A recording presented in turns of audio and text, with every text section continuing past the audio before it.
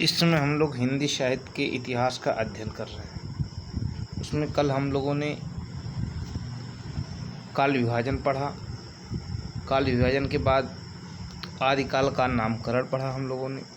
इसके पूर्व हम लोग पढ़ चुके हैं हिंदी साहित्य, हिंदी काव्य साहित्य के इतिहास को 4 भागों में बांटा गया है: आदिकाल, भक्तकाल, रीतकाल और आधुनिक काल।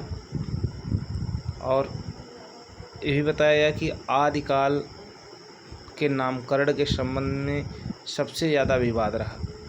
सबसे ज़्यादा नामकरण संबंधित विवादास्पद काल आदिकाल रहा, इसीलिए उसके अनेक आलोचकों ने अलग अलग नाम दिए। किसी ने उसको आदिकाल कहा, किसी ने वीरगाथा काल, किसी ने सिद्धावंत काल, किसी ने आरंभिक काल, प्रारंभिक काल, चारण काल आदि नामों से उसे जाना गया। अब आदिकाल के साहित्य को 5 भागों में बांटा गया है। कितने भागों में? 5 भागों में। पहला जैन साहित्य, फिर सिद्ध साहित्य, नाथ साहित्य, रासो साहित्य और चौथा है लौकिक साहित्य।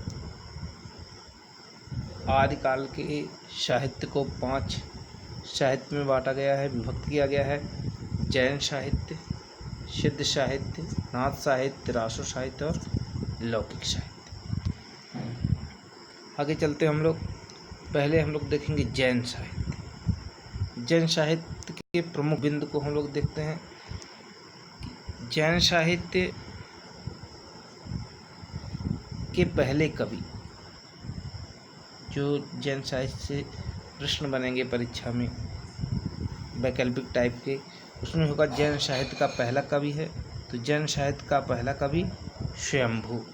स्वयंभू जैन साहित्य के पहले कवि माने जाते हैं। फिर अपभ्रंश। जैन साहित्य की भाषा अपभ्रंश भाषा थी उस समय की। तो अपभ्रंश के वाल्मीकि कौन है? स्वयंभू। जैसे वाल्मीकि का नाम आप लोग सुने होंगे। वाल्मीकि संस्कृत साहित्य के प्रकांड विद्वान थे, जिन्होंने रामायण की रचना की थी और वह लौकिक साहित्य के पहले कवि थे। उसी प्रकार से जैन साहित्य का वाल्मीकि कहा गया है स्वयंभू को। अपभ्रंश का वाल्मीकि कहा गया है स्वयंभू को, क्योंकि संस्कृत के वाल्मीकि थे महर्षि वाल्मीकि। उसी प्रकार से अपभ्रंश के वाल्मीकि पदवी दी गई है स्वयंभू को। इसके बाद अपभ्रंश के भवभूत भी एक संस्कृत के बड़े मूर्धन्य विद्वान थे। तो अपभ्रंश के भवभूत पुष्पदंत को कहा गया है। 3 प्रश्न हैं यहाँ आपको जैन साहित्य से संबंधित। जैन साहित्य के पहले कवि स्वयंभू, अपभ्रंश के वाल्मीकि स्वयंभू और अपभ्रंश के भवभूत पुष्पदंत को कहा गया है। फिर जैन साहित्य के प्रमुख कवि और उनकी रचनाएं। जैन साहित्य से ज़्यादा प्रश्न नहीं आपको हैं। जैन साहित्य के प्रमुख कवि, तो जैन साहित्य के प्रमुख कवि हैं देवसेन। उनकी रचना है श्रावकाचार। फिर विनय चंद सूर्य, इनकी रचना है नेमिनाथ चरिऊ। विजय सेन सूर्य, रेवंत गिरिरास।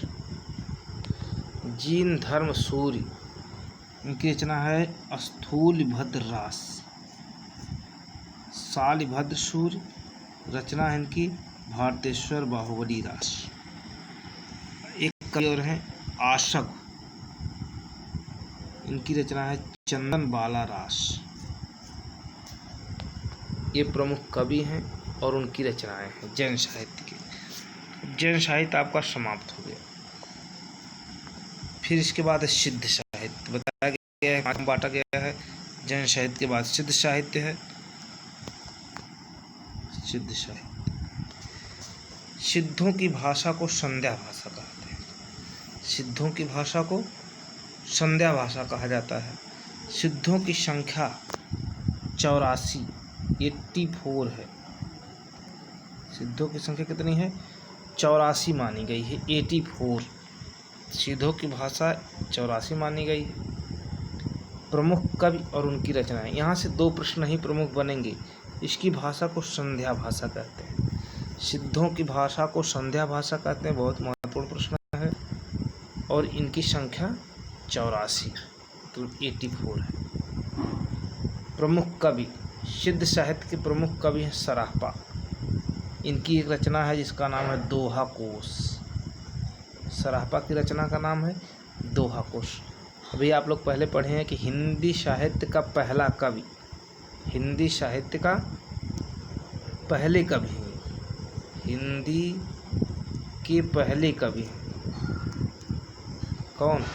सरापा। हिंदी साहित्य के पहले कवि सरापा हैं। फिर प्रमुख कवि और उनकी रचनाएं।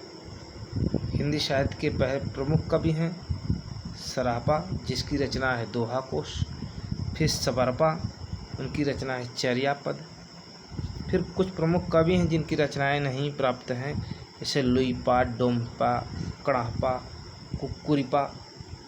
और 84 सिद्धों में महिला योगिनी भी थी, जो सिद्ध संप्रदाय की कवित्री थी, साध्वी थी। उसमें मेखला, जिसका नाम था मणिभद्रपा, कनक लापा और लक्ष्मीकारा। इन लोगों में एक चीज़ कॉमन मिलता है, सबके नाम के बाद पा शब्द लगा हुआ है।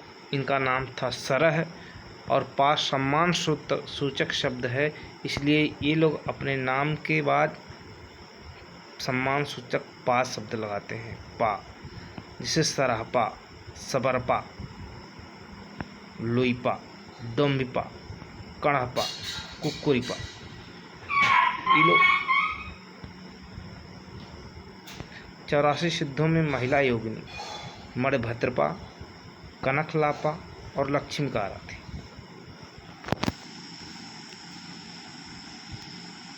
इसके बाद आइए हम लोग देखते हैं नाथ साहित्य। नाथ साहित्य, नाथ साहित्य के प्रवर्तक गोरखनाथ। नाथ साहित्य के प्रवर्तक गोरखनाथ जी हैं। नाथ साहित्य इसके प्रवर्तक गोरखनाथ। गोरखनाथ के गुरु का नाम मत्स्येंद्रनाथ। नाथ संप्रदाय के गुरु गोरखनाथ थे और नाथ संप्रदाय के आदि गुरु भगवान शंकर शिव। ये चारों बहुत महत्वपूर्ण क्वेश्चन है। नाथ संप्रदाय के प्रवर्तक गोरखनाथ, नाथ संप्रदाय के गुरु मत्स्येंद्रनाथ, नाथ संप्रदाय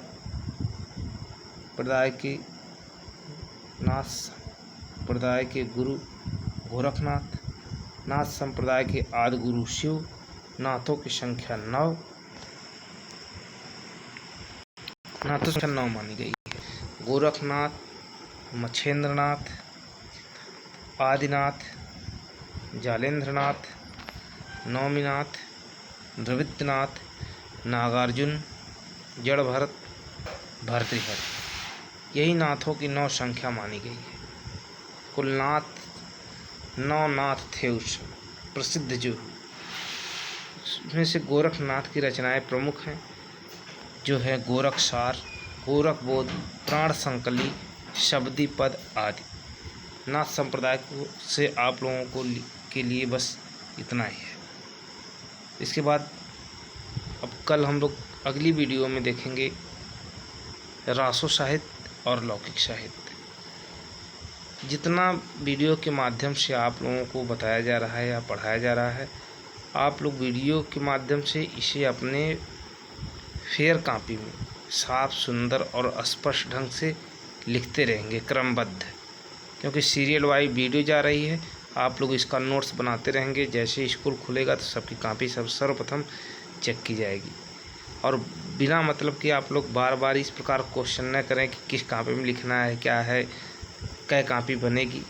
जो लिखवाया जा रहा है, जो पढ़ाया जा रहा है, अभी एक कॉपी में लिखिए, जब दूसरी कॉपी बनाने का वक्त आएगा तो बता दिया जाएगा। धन्यवाद।